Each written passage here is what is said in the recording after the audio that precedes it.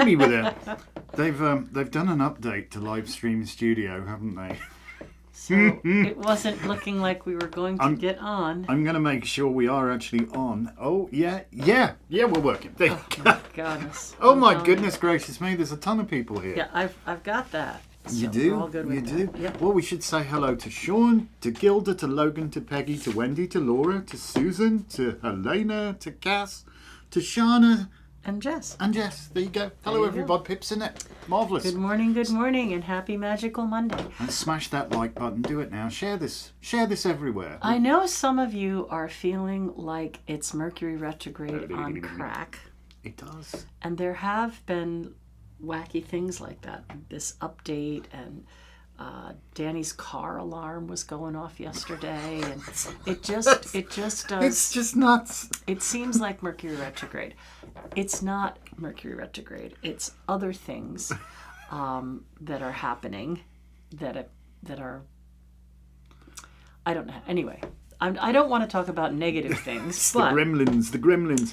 Hello, Kimberly. How you doing? I gotta add Kimberly. Yes, When I woke up this morning, I thought, what would I be talking about on Magical Monday if it were not the world events that we're having, right? Oh my gosh. If we didn't have all this political crazy and this natural disasters. Well, that I'm going to talk about. But anyway, if we didn't have all this political disasters and all these horrible things that are happening in world orders, what would I be talking about? And I'd be talking about the astrology and how I felt it would be affecting the earth. And I do want to point out before I get into the good part of today's show that this coming time now, between now and the new moon, full moon in Aries, the full moon in Aries that's coming, there's going to be a lot of earth and water unrest, right? Like we can see that the hurricanes are gearing up, and I also want to point out that I'm not just worried about hurricanes and water events, but we also still should have a little heads up focus on seismic events or volcanic events. So I'm always concerned about Yellowstone and that kind of thing out west, but the one we should really be watching, I think, these next few days is it's Mount Adams, is it? Adams in Washington in State. Washington State, Yeah. It maybe has 1 or 2 earthquakes a year, and I think there were like 6 or 8 in September. So something's rumbling under there. These tend to be a precursor to a volcanic eruption, and it's been dormant for things are cyclical. A long time. Long time. Things are cyclical. So that's going to lead me kind of into what's going on. I'll start by saying, let's think about our direct energy of change, meaning that night falls. Yes. And as the time is getting darker, at dusk, it's kind of an in-between time, right? The liminal. At dusk, it's not really light anymore. No. But it is light enough that you could see a bit. But it's not really dark. If you were going to try to go to bed at dusk, it wouldn't really be dark enough to want to sleep. And then the change comes and it becomes nighttime. Yes. And that is the time of rest and the time of, dream time and that sort of thing. That space that we have kind of in other. And then as the next morning comes, the light returns and the change happens again, right? And in the dawning, it's not really light enough to see clearly, but it's certainly not, pitch dark anymore. No, there's a paling in the sky. It's that kind of cycle of things. And this happens We see this happen with time. This is how time came about, right? The cycles of the sun and the moon and the seasons. So we definitely know that we've moved into fall, right? We see all the leaves falling. Nights are drawing in. Nights are drawing in. They really are. And that west energy of the fall is starting to come forth. We're starting to be in that liminal time when it's no longer summer, but it isn't winter. Just like it's no longer daytime, but it isn't really nighttime. Yes, right? yes. So we know that the veil is very thin. Ain't it? And there's a lot of activity, a lot of energy, people seeing things that they can't really get a good look at. My little great niece, when she was about 6, she said, "Did you ever notice how you can see people out of the corner of your eye? And then when you go to look at them, they disappear. Don't you think that's rude?" It's rude. And yeah.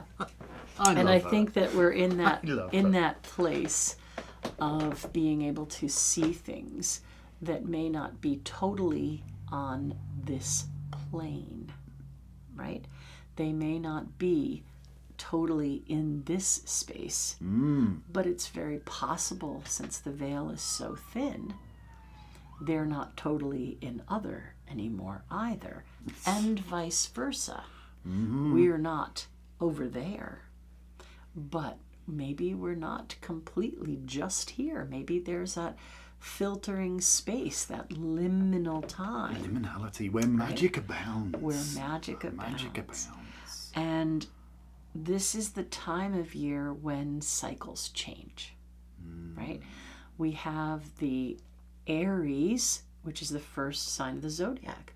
Aries symbolizes the beginning, right? The start of the cycle. Start of the cycle. If you're going to start somewhere, 0 degrees Aries. Right.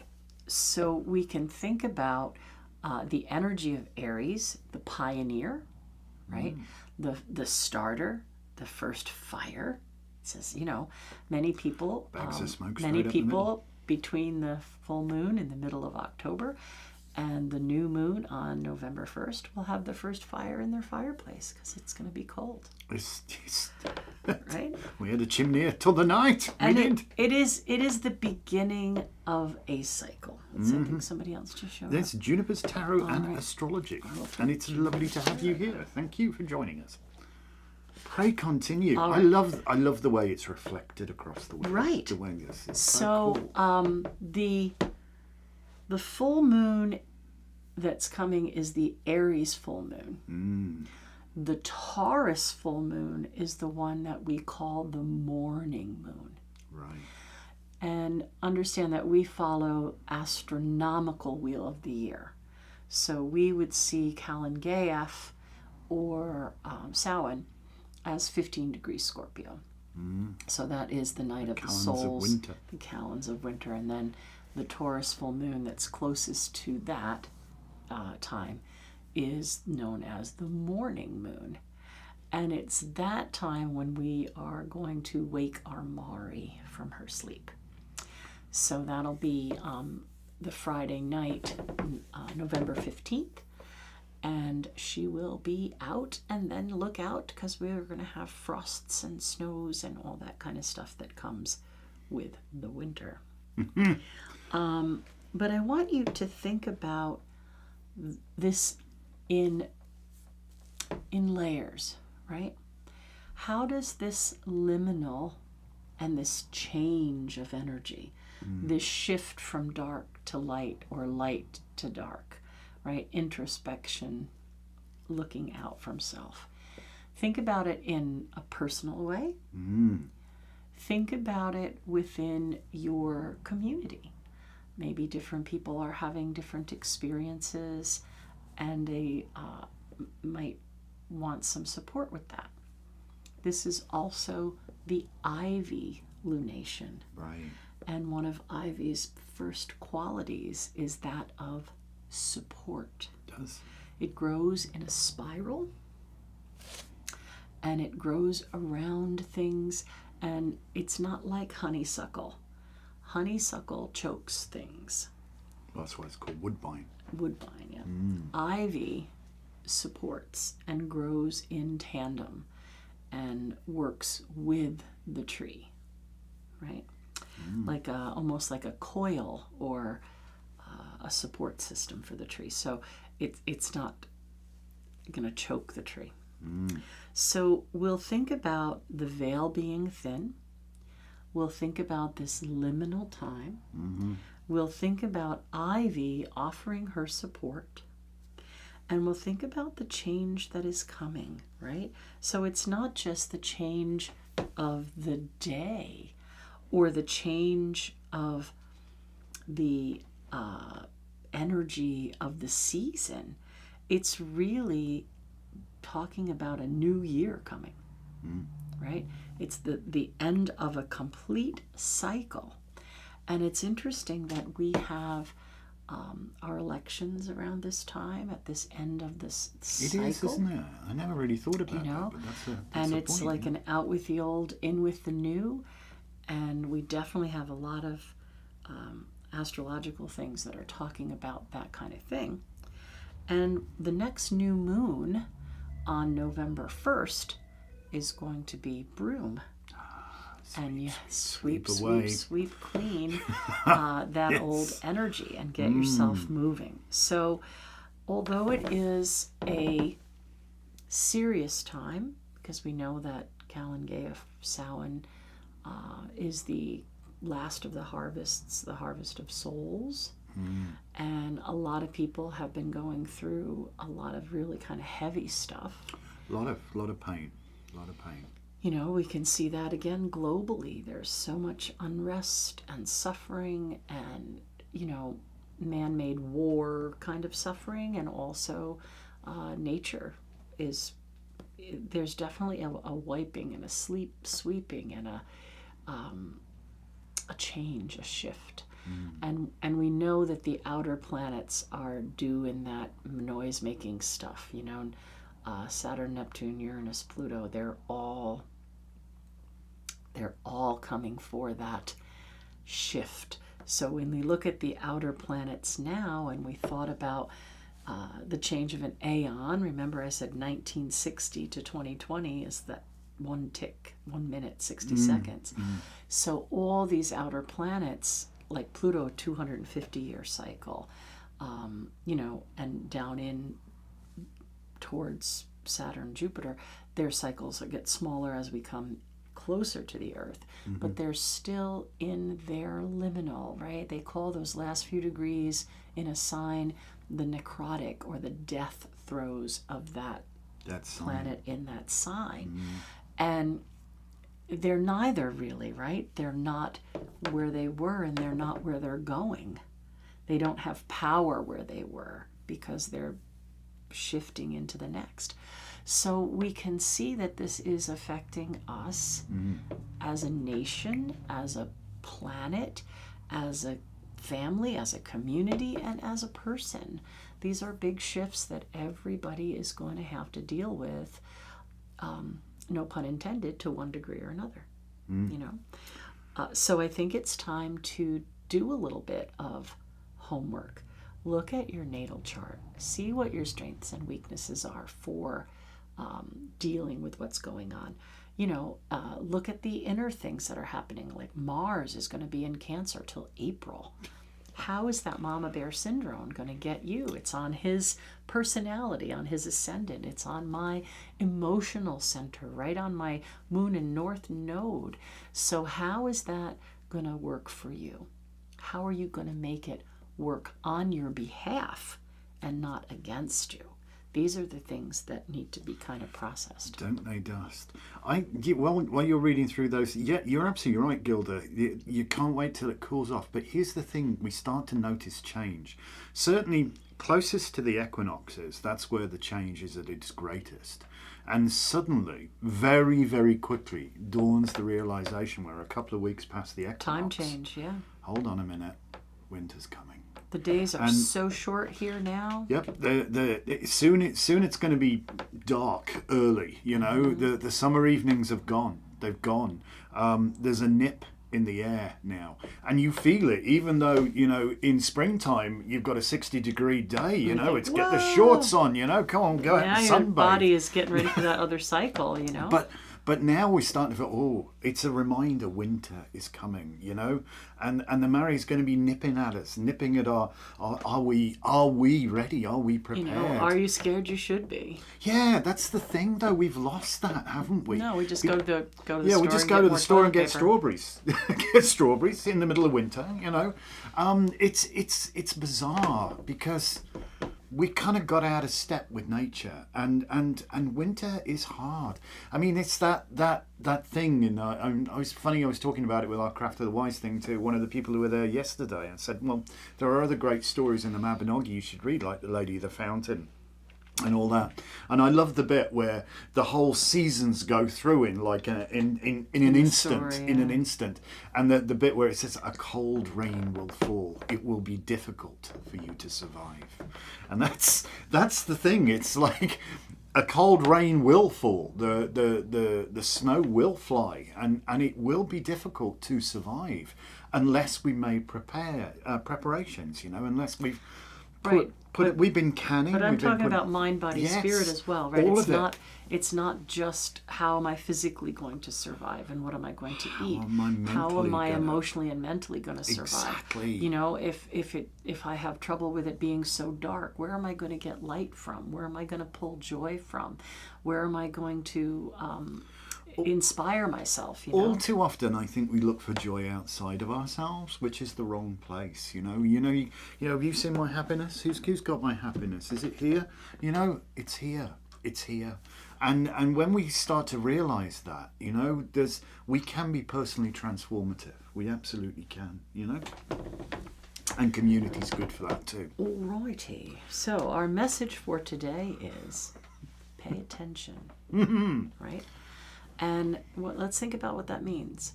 Pay is an exchange of energy, right? When we pay somebody for a service, we think about paying money. But paying actually means offering an exchange for that service.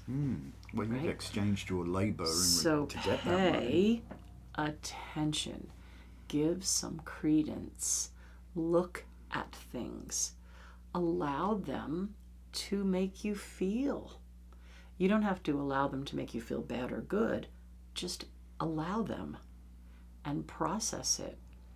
And again, this is a great time to seek support, to let go of what no longer serves you, to make changes that will help you move forward into the new year, right?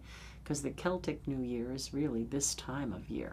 It is. This last harvest and the Aries full moon, this is the change of the cycle. And we have to remember that they don't just happen on one day. No. Right? The age of Aquarius did not dawn on January 1st, 1960. No. These cycles kind of tick along, right? You've got 6 weeks between Mabon and Samhain, right? Albin, Elved, and Calan-Gaeaf. That's 6 weeks. We see the change happening over that 6 weeks. We're going to have 6 weeks between Calan-Gaeaf and Albin Arthan, Yule. So these changes are gradual. We have gradual change between the new moon and the full moon. We can feel the quickening energy. I know a lot of you have felt since the new moon this month, that week. Right? Maybe it's nature trying to instill in us this sense of urgency. Yes. We need to take care of things. We need to take care of things. Do it now or the frost is coming. Yep. Do it now or the time will flee from you. But I know I'm talking to our peeps. I know they're all sensitive to this energy. That new moon this week pushing towards the full moon, time is just accelerating these 2 weeks, right? So you can kind of see how these cycles aren't that one day. It's not like everything that we felt in the last 6 days happened on that day of the new moon. but the new moon started that cycle, and we're starting to feel that energy. So pay attention. Stop, look, listen, feel, make note, and do something to help you process and prepare. All right? I've noticed, and this is the thing, just looking at things, the shadows are lengthening dramatically now, Well, where do you think these ideas and mythologies came from? Well, people observed. We don't That's take the time idea, to look isn't at anything. That's the idea. That's what I'm talking about. Pay attention. People don't observe anything anymore. That's what happened, There are a lot of people with their heads somewhere where they shouldn't be. Up their butts. Up their rectums, yes, they're performing their own, whatever you call it, rectal examination. And of course, I have to get my little political thing in there. One of the storylines that I've kind of been following is that so many people don't care and don't want to vote. Oh, come on. So this seems to be quite a theme with people who are eligible to vote for the first time, or people that have been polled who don't like either candidate. And I just think that you don't have to try to influence them who to vote for, although we all know who we think we'd like to have in the White House. But instill in them that people died for them to have this right, especially young girls. People really suffered to get women to vote. So get them to, a lot of people get them to go vote. A lot of people have given an awful lot to be able to vote. And if they don't want to vote for president, have them at least vote for local government, state government, that kind of thing. Get them to the polls. You've got to get people involved. You've got to get people involved, because it's just an abdication, Yeah, you should care. You should care. I know when you're fierce young, you're immortal and you just, or you look there's at, this and that. You look and you think it doesn't make any difference. The world just goes on no matter who's there. But I think this time it is going to make a difference, and I think we all need to be heard. Monumentally important. All right, so that's my politics for today. Yes, please do not abdicate your personal responsibility. It's your civic duty. Do it. All right. Sean is first. Wonder if he'll get the Hermit card. No, he'll get Death. Change and transform. Hey, mate, because I think there's a very strong Mary-Lloyd connection going on here. Well, isn't that Bridal Fall? It is Bridal Falls there in the back. Interesting. And you call, the bit in a horse's teeth the bridle, isn't it? This bit here, this is the bridle. Interesting, eh? And the white horse, yes. Interesting. And the white horse in our deck is coming to greet the Strength Lady and the Fool in our deck. We're very excited about our tarot. There's so much on this card. You follow the little pointer on his heel. Go look at that the key. Cave. What's in there? What's in there? Rolled away the stone after 3 days. And I think that this is also a very liminal message that you are in between something. You're no longer completely the old you, and you're no longer transformed into the new you, but you are in that space of transformation. Right? Transformation, and this is a permanent transformation. It's arrival at a place of. You can't uninitiate an explosion. Do you know what I mean? Once the explosion has been initiated, you cannot stop the process. You cannot go back to being blissfully ignorant. You can't. Not as long as you retain all of your mental faculties. You cannot go back to being blissfully ignorant. You can't unknow what you now know. And with that knowledge comes responsibility, because you yourself become a custodian of that knowledge.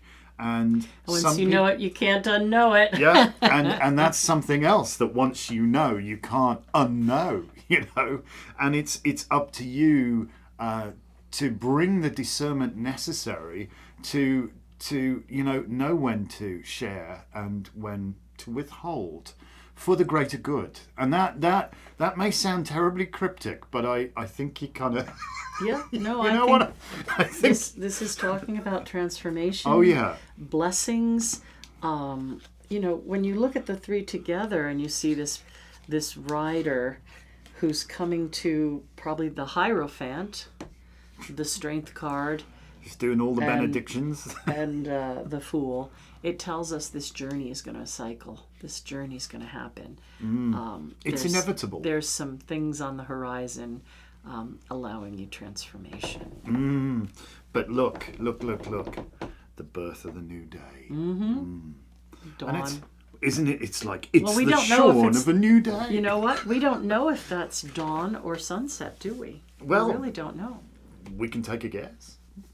We can take a guess. All right, I'm first for Gilda because I feel like All I right. kind of. I'm sorry. That was a joint effort. Gilda. I think Stop thinking that things are out of reach, right? When you look at this card, this character already solved these three things. They already figured that out. They weren't given them. They had to acquire them through knowledge or training or effort or a combination. So that last thing that you're just thinking is out of reach really isn't. You've just got to figure it out. Indeed. And apologies if adverts are cutting in, because I do see like We can't stop them view anymore. graph like dipping and jumping up and dipping and jumping up. We have no control over that, so apologies if you're getting intruded upon. We have no control. I feel that there's a little bit of emotional reluctance here. That there's like, I don't know. But, change is inevitable. It is. It is the one singular constant that we have. Change continues all the time. What it transforms into, what it changes, is actually more about how you perceive it, how you handle that information and what you do with it, rather than just the thing itself. I mean, the exact same thing could, for example, make somebody be full of joy or hack somebody off completely. It's how you see it, as they say. It's how you see it. So this is a really interesting, because I think we've got the whole thing going on, this transformative time, A mindset for each of these group gatherings. And sometimes there is a reluctance, to just accept change. Because change can be awkward, but it doesn't have to be. This, all in all, I think this is actually a good thing that's occurring. So All right, there you go. First for Logan. Logan, you, me, who? You're first Me. for Logan. Okay. Lot of frustration in you right now, fella. A lot of frustration. It's like, right, what? You want to cut through it. You want to get some real purchase, really move forwards, make some dramatic things, but it seems that you're it's like you've got a dirty great big sword but nobody to hack with it. It's so is it are you really being wise to be like, I must respond to this? Maybe sometimes the absolute smartest thing to do is nothing. And that might, because doing nothing sometimes is in of itself a thing. So, ponder, reflect, learn from your lessons, This is the time of harvest. And when we harvest, some things we've done really well on. I mean, we've got so many shoving tomatoes, we don't know what to do with them. I mean, we've been making lots and lots and lots of things, but sometimes things don't pan out well. We had another disastrous year for squash, to be honest. And what can we learn from that? And that, I think, is important. All right. I'm going to say that this is about preparing, right? Because this character has tied their hair back. They don't want their vision to be obscured in any way. And they have their sword. They're showing their control. Right? The swords in the deck are about how you control a situation. So they're showing that they're armed, but that they have it under control. So I think this is about how best to defend yourself without losing control. So that's your advice for the week. How best can you defend yourself without losing control? Yes, because a deterrent ceases to be a deterrent the moment it's used. Ready the pigs. All right, Settle I'm in. first for Peggy. All right, Peggy, how you doing? Oh. There's something that you are seeking advice about or asking others to help you with, that in the end, it's really going to be your decision. So if you step back a little bit and look into your heart center instead of your logical mind or your gut instinct, if you look into your heart center, I think you already know the answer. So you don't really have to find people to agree with you or give you permission to do what you know. This is a really beautiful card, much fecundity there. So I think you're moving into, so long as you approach this with the nurture, you know, this is like nurturing nature or being nurtured by nature, and itself, that harmony, if you will, brings forth a very fertile and I'm trying to think of the word. Sorry, word failed me. But I'm just saying, this really is like fecundity. There's much there, but appreciation of it, I think, and a gentle nature to it helps tremendously in this instance. So, this is definitely a good card. It so doesn't suck. It so does not suck by any stretch of imagination. So, enjoy, but be gentle with it. All right, you're first for Laura. Laura, how you doing, Laura? You get the Hermit. This card also I love. The light of the emerald tablet. Laura, are you Virgo? I can't remember. I don't know. You know these things. She probably is, of course, but who knows? But the light in this lantern is for others, not the Hermit. The Hermit's eyes are closed, if you notice really closely. And so what light can you hold up for others? You're more influential than you think you are. People, I think, do sort of hang on what you're doing and want to see what you're doing and where you're going with this. And, you know, so be mindful of the signals, because again, there is responsibility to this, you know.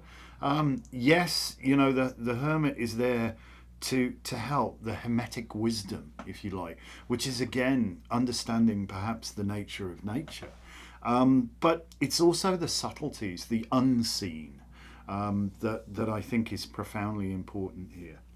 All right, this character is all dressed in gray. For a very long time, you may have been trying to fit in. You walk down the middle, keeping the balance between black and white, right and wrong, whatever you want to name those two sides. And I think you've been kind of gray for so long that it has impeded you making choices. You've just kind of floated along, trying to keep the status quo, trying to keep everybody happy, da-da-da-da-da-da-da. I feel like between now and the full moon, you are making some kind of big decision regarding moving forward, signing a contract, taking on some kind of business, and it may make you feel like you're kind of at that T-junction, that crossroads, where you're now either too white to be black or too black to be white, and you've got to pick a direction. So I feel like this is a lot of details coming in, a lot of energy coming in, and really having to make a choice. Fascinating, Captain. All right, I'm first for Susan. Susan! Hello, Susan. Susan, some really good news is coming, right? All of the knights are messengers, and I would say really make sure that you check your spam folder, right? There might be something in there that you missed. So keep an eye out for some really good news, invitations, growth, positive energy. I think you may be on the edge of something really good. Yeah, I agree. This is about, for me, this card's very much about communication. And it's also of a,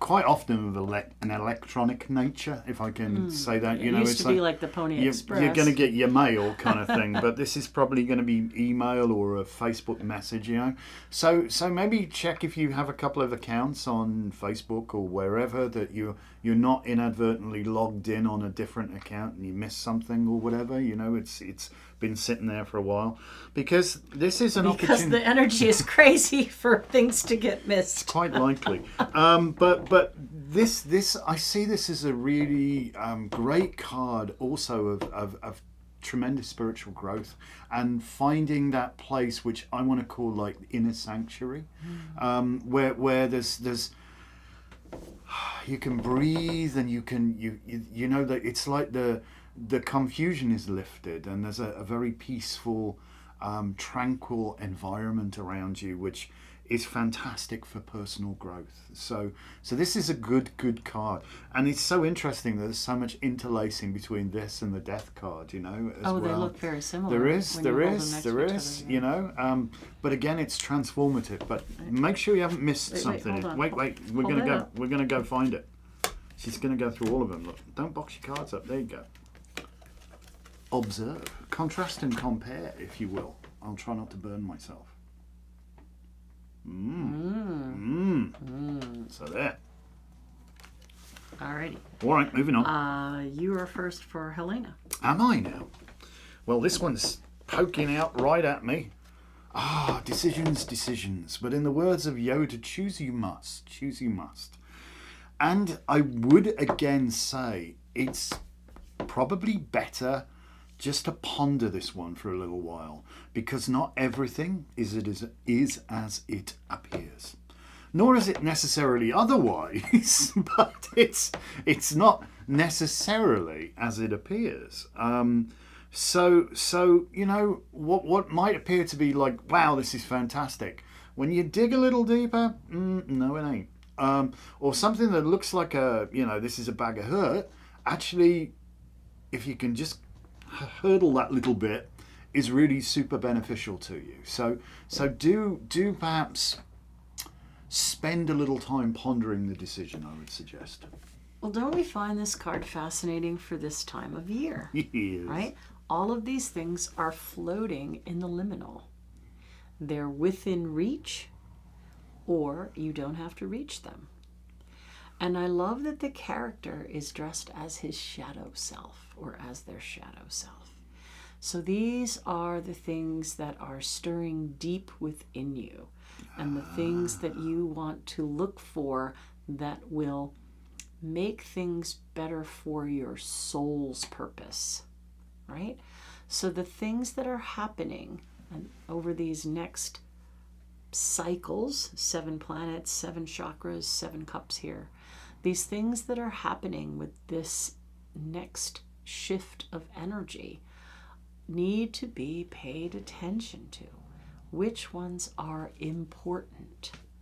Which ones work for you very much so inside, not just publicly? So a lot of choices to be made here. And I think that you have the information, intuition, understanding of how to make the best choices for yourself. Yes. Who we got now? Or you want to just read everybody's messages? Because lots of people saying thank you and thank you. No, I'm just wanted to see if there was, somebody's asking something else. All right, I'm first. Good. Because I just did Helena's last, so I'm first for Cass. Well, hello, Cass. Yes. I feel like something's going on with elders, older family members,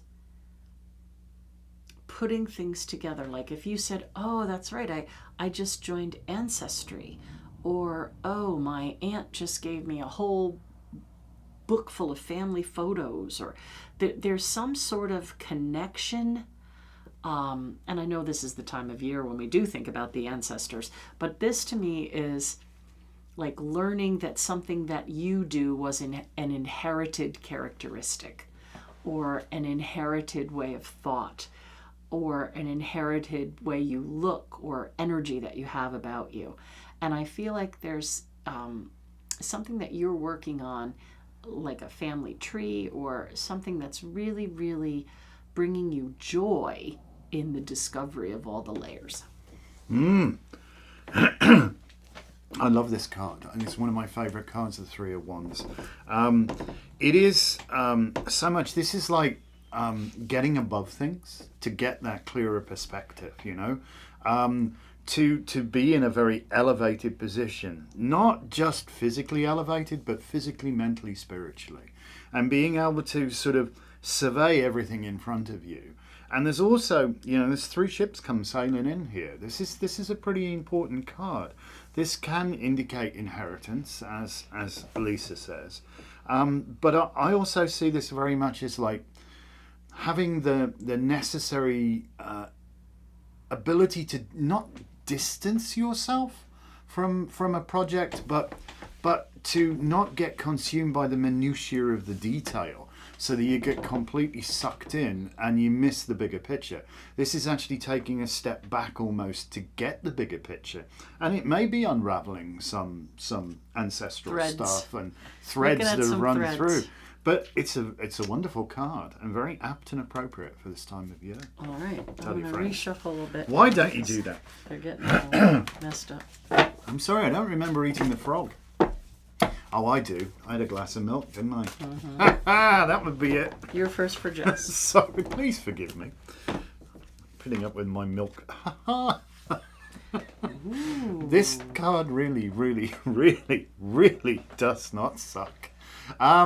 It's the wish card, and it's interesting because, you know, the cynical buggers amongst us will look at that guy and go, see, his arms are folded, his whole body language is saying, hey, be careful what you wish for, you just might get it.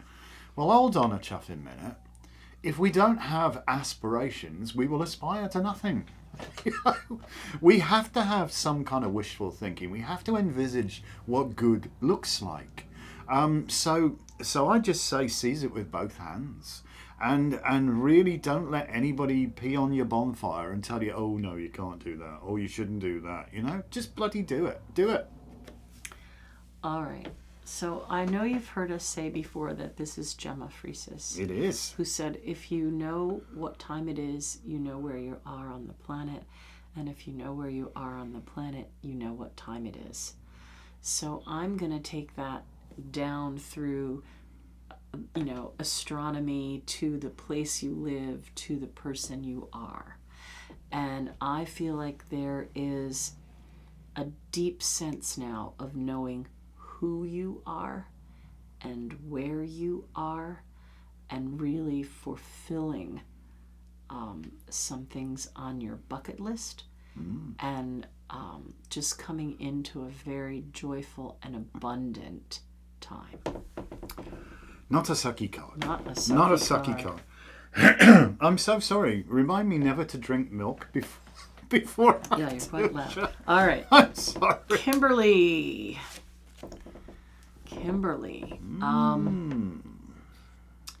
First, watch for any speeding tickets or tickets with a light out or something going on with your car. I don't feel like it's an accident or anything to be feeling like physical peril. This is more like a pain in the ass. Okay. Also, I think there's some sort of contract or some sort of legal thing that you have to bear witness to. So I don't know if you're a notary public and it's that kind of witness, or if you vouch for something or someone. There's something going on with legal stuff that is a pain in the butt, but you have to do it. There's no getting away from it. This is my King of Solomon card, this guy is, you know, 2 women, 1 baby. They both, women were saying the child was theirs. He said, cut the child in 2, give them half each. And of course the one woman went, oh no, please don't harm the child. Don't let her have him. So you be the royal mother. Golf clap, well played, sir, well played. Yeah. There's a little more to it than that. Just a bit. This is you know, he took somebody to a place of unconscionable horror. And sometimes I'm not advocating you necessarily do that as part of your negotiations or Art ramifications. thou willing to suffer to learn? But I think sometimes it is necessary to draw a line in the sand, you know, because otherwise, you know, we get good judgment from bad experiences, but bad experiences themselves typically come from poor judgment. So I think it is necessary for you to be, you know, a little astute here and really perhaps draw the line in the sand and say, thou shalt not. Or thou shalt, you know, and I think you need to be fair, be just, but be firm. Okay. All right, you're first for Juniper's Tarot. Oh, hello, Juniper's Tarot. Speaking of, there's so much bloody interlacing going on This today. isn't justice; it's the Emperor. No, but the wisdom and the. Whenever I see this card, I get this weird. Gilbert and Sullivan little operetta stuck in my head. When there are constabulary duties to be done, a policeman's lot is not a happy one. Again, this is about being firm and just and fair and shouldering responsibility, but don't let that suck the life out of you and make you a miserable person, because all work and no play makes Jack a dull boy. You have to understand that. So this is, you know, be again, you know, sometimes you have to be the authority. It is necessary. But yeah, that's my 2 cents. All right. So if the Empress card is the Great Mother in the tarot, the Emperor is the Great Father. Hello, Dad. Right? So I want you to think about not your personal parents, but I want you to think about typical roles of parents in general, right? So the father energy is a little more forceful and driven, where in general, this is not your own parents or your own life experience. This is just in general to help with an understanding. So the father would be a little more driven, and he would tell you, jump that, you know, take that jump, be brave, blah, blah, blah. I'm so proud of you kind of thing. Where your mom would be more about, you know, I don't want you to hurt yourself. Let's do this together. Let's be a little more cautious, right? And I want you to also think about the energy when you hug a mother versus the energy when you hug a father. I'm not saying one is good and one is bad or whatever, but there's a different energy when a dad opens up and offers that hug. Again, this is in general, not personal. So I think you're at a place where you have to understand it's okay to be proud of yourself. It's okay to give yourself a pat on the back, and it's okay to be brave and take a leap of faith, right? Because he's on that solid throne. He's coming from a place of firm foundation. And the background of this card is very orange. That's about courage. So muster up a little courage and like parent yourself in a father sort of way, if that makes sense. Okay. Be bold and mighty forces will come to your aid. All right. Card of the week, card of the week. Did we do Savannah? Where the heck is Savannah? We didn't do Savannah. We will do Savannah. I'm so Why sorry. did she not get written down? Because we were too busy talking. Oh, or you know what? She didn't get written down because it might have been when we did the switch over and we didn't think we were going to get on. So, Savannah, I apologize. I'll find you a card. Oh, hey. Speaking of, contrast and compare with the previous reading. Well, yes and no.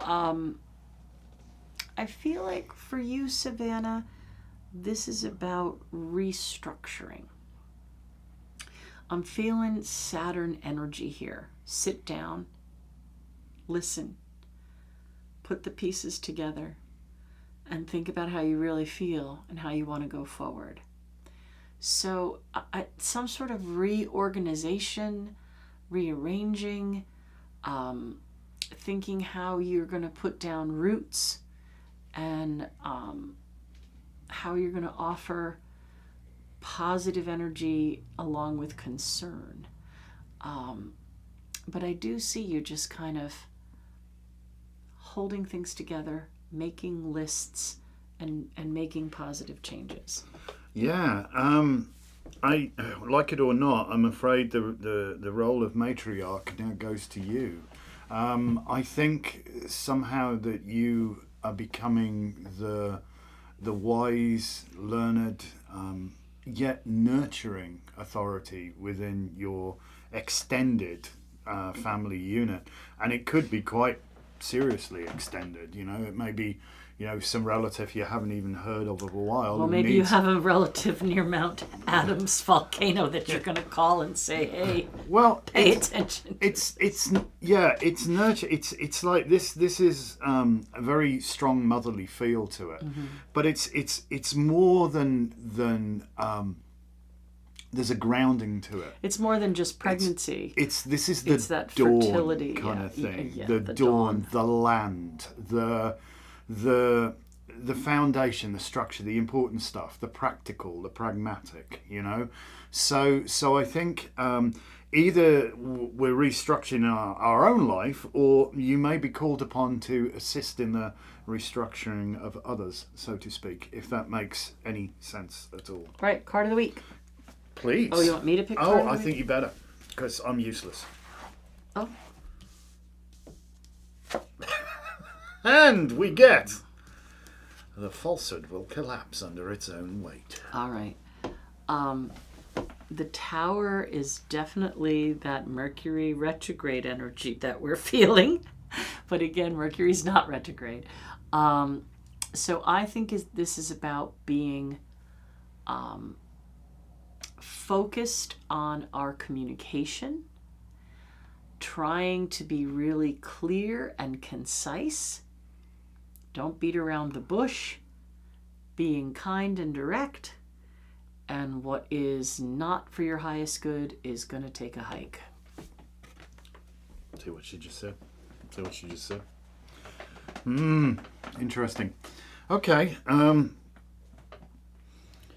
This card reminds us that I'm sorry, it's too bloody political. It really is. But you want the Tower to have his name on it? You could, couldn't you?